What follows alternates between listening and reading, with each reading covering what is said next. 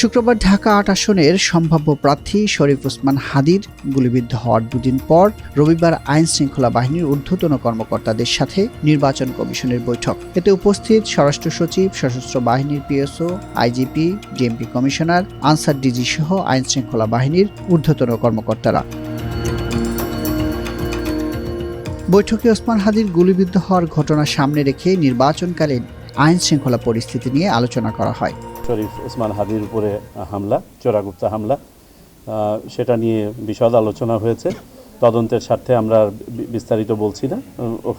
সেখানকার আভ্যন্তরীণ কিছু বিষয় সম্বন্ধে আমরা অবহিত হয়েছে, যেগুলোর সাথে নির্বাচন এবং নির্বাচন কমিশনের স্বার্থ জড়িত। যে এই চোরাগুপ্তা হামলাটা, এটা কি কোনো বড় পরিকল্পনার অংশ নাকি এটা কোনো একটা আইসোলেটেড ইভেন্ট? যদি বড় পরিকল্পনার অংশ হয়ে থাকে তাহলে সেখানে সংশ্লিষ্ট বাহিনীগুলোর অতীতে তার এই পরিকল্পনা পর্যায়ে কোনো কিছু করার অবকাশ ছিল কিনা, বা সে যে এখান থেকে ঘটনাটা ঘটিয়ে পালিয়ে গেল সেখানে আমাদের কোনো ফেলিওর আছে কিনা, এই সব বিষয় নিয়ে আলোচনা হয়েছে। এক্ষেত্রে আইন শৃঙ্খলা বাহিনীর শীর্ষ কর্তাদের বক্তব্য শোনার পাশাপাশি নিজেদের অবস্থান তুলে ধরে নির্বাচন কমিশন। এটা নিয়ে আলোচনা করতে গিয়ে যেটা আমরা জানতে পারলাম বিভিন্ন আইন শৃঙ্খলা রক্ষাকারী বাহিনীর কাছ থেকে, যে রেবেল হান্ট বিশেষ করে শুরু হওয়ার পর থেকে যেসব সন্ত্রাসীদেরকে অ্যারেস্ট করা হয়েছিল তাদের একটা বড় সংখ্যা ইতোমধ্যে জামিন পেয়ে গিয়েছেন। আমাদেরকে আশ্বস্ত করা হয়েছে গতকালকে থেকে রেবেল হান্ট নামে যে অপারেশনটা প্রথমে হয়েছিল তার দ্বিতীয় ফেজ গতকালকে থেকে আবার শুরু হয়েছে। এটা সমন্বিতভাবে চলবে। গোয়েন্দা কার্যক্রমের উপর আলোকপাত করা হয়েছে এবং এই গোয়েন্দা কার্যক্রমের অংশ হিসেবে সংশ্লিষ্ট সকল বাহিনীর গোয়েন্দা উপাত্ত যাতে করে সমন্বয় করা হয় সেটার ব্যাপারে কথা বলা হয়েছে।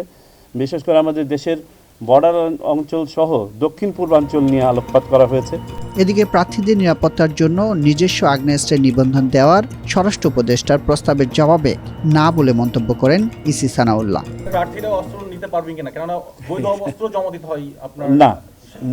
না, প্রার্থীরা অস্ত্র নিয়ে কি প্রার্থী নিজেকে পারবেন ওইভাবে করতে?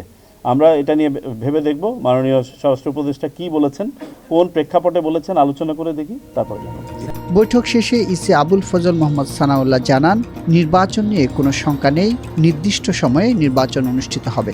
আজকের মূল উদ্দেশ্য ছিল যাতে করে এই ধরনের হামলার ঘটনার পুনরাবৃত্তি না ঘটে, বা এগুলো যাতে কঠোর হস্তে দমন করা হয়। যদি সে ধরনের ঘটনা ঘটে তারা যেন ধরা পড়ে।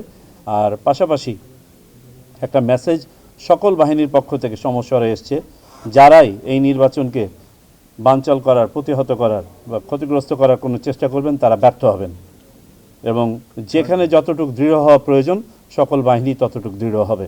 নির্বাচন কমিশনের পক্ষ থেকে মেসেজ ইজ ভেরি ক্লিয়ার। নির্বাচন নিয়ে কোনো আশঙ্কা নাই, নির্বাচন সময় মতো হবে, এবং নির্বাচনের পথে এই ধরনের যে বাধাগুলো তৈরি করার চেষ্টা হচ্ছে এগুলো সম্বন্ধে নির্বাচন কমিশন অবগত, সরকার অবহিত। এ সময় দেশের বিভিন্ন স্থানে পোস্টার, ব্যানার অপসারণে নির্বাচনী কর্মকর্তাদের নির্দেশনা দেওয়া হয়েছে বলেও জানান তিনি।